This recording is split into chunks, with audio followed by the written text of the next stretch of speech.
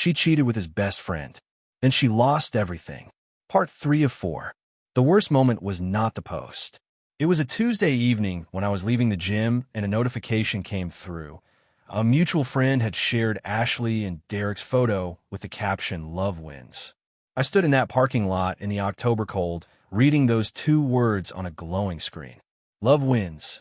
Like there had been a competition. Like I had lost. I stood there for a long time.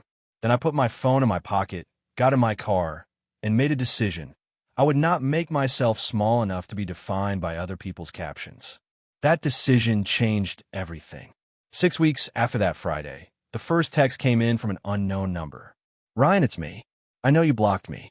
I just need 10 minutes. Please." I looked at it, put my phone face down, went back to studying. I had enrolled in a supply chain management certification course I had been putting off for 2 years, and I was doing it now with the focused intensity of a man who had nothing else to fill his evenings. The messages came every day after that, from a rotating set of numbers. Some apologetic, some urgent, some with an edge that told me more than the apologies ever could. "You're being cold. You won't even give me a chance to explain. This isn't like you, Ryan. Don't you think I deserve to be heard?" I read them all. I had to check unknown numbers and blocked each one after reading. I did not respond. Her goal was not understanding. Her goal was access. Then she started emailing. Personal address first, then my work address, which told me she had looked it up deliberately. The work emails were more careful, aware of potential audience. "I know this is inappropriate, but I didn't know how else to reach you." I forwarded every one of them to a folder I labeled documentation. I had begun keeping records with the instinct of a man who sensed he was going to need them. For weeks into what I had started privately calling the contact campaign, she appeared outside my gym. 6:15 in the morning. Still dark. Parking lot lit by a single lamp that turned everything the color of old photographs. I pushed through the front door, and she was standing beside my car in a gray coat, arms crossed against the cold, looking like she hadn't slept. We looked at each other across that parking lot. She said, "Ryan, please, 5 minutes." I said, calmly and clearly, "Ashley, you need to stop this." I got in my car and drove away, without looking in the rearview mirror, though I wanted to. I told Marcus that night. He listened without interrupting, then said, "She's not going to stop on her own." I knew he was right.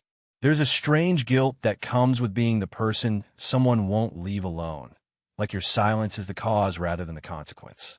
I sat with that guilt for a few days, identified it for what it was, and set it down. I had not done anything wrong. I blocked the numbers, added the emails to the folder, and went back to studying.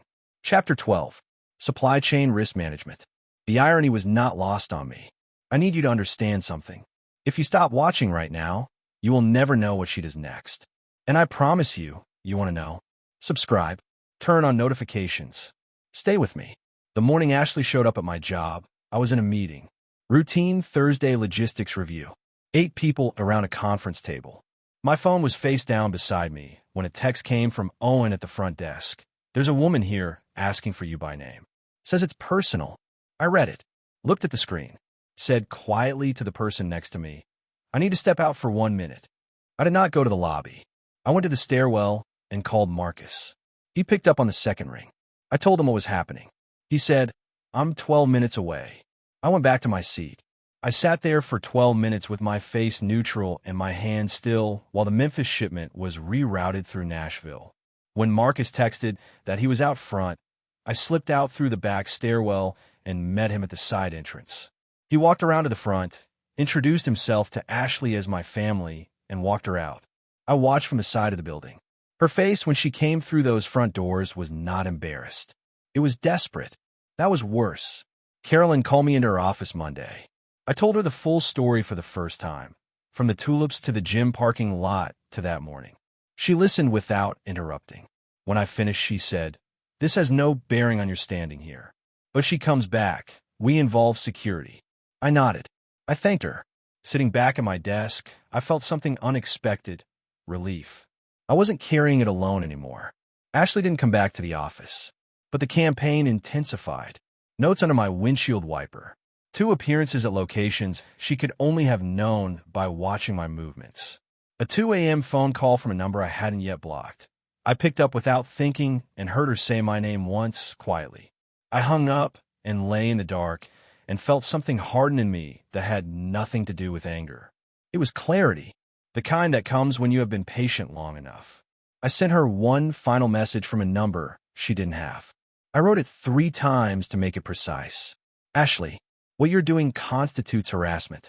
I have documented every contact attempt, dates, times, locations, messages, and the appearance at my workplace, and I am prepared to file a restraining order if this continues. I wish you no harm. I have no anger toward you, but I need you to understand that I will protect my peace by whatever legal means are necessary. This is the last time I will communicate with you. Do not contact me again in any form. I sent it, put my phone down, went back to studying. Chapter 17, International Compliance Frameworks. I passed the exams 6 weeks later. The silence that followed felt enormous. Not empty, enormous. Like a room you've been standing in for years that you suddenly realize is much larger than you thought. I filled it deliberately. 5:30 a.m. The alarm. A glass of water while the coffee brewed. The gym, where I now went with the intentionality of someone building something rather than escaping something.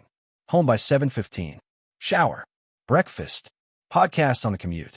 I passed my certification on a Thursday in February, alone at my table with coffee going cold beside me. When the result came up on the screen, I sat very still. Then I opened my black notebook and wrote the date, the certification name, and 3 words underneath. Mom was right. I closed the notebook, finished my coffee, started looking up companies in Columbus that would recognize the certification and what they were paying for roles 2 levels above where I was. I had a number in mind. I was going to ask for more than that number. The interview at Meridian Logistics Group happened on a Wednesday morning in March. I wore the charcoal suit I hadn't touched in 2 years. I knew my numbers. I knew the benchmarks. I knew what I was worth, which is the most important thing to know when someone is deciding what to pay you. The hiring manager, a man named Patrick Osei, asked where I saw myself in 3 years. I said, running an operation, not just coordinating one. He wrote something down. I got the job. 43%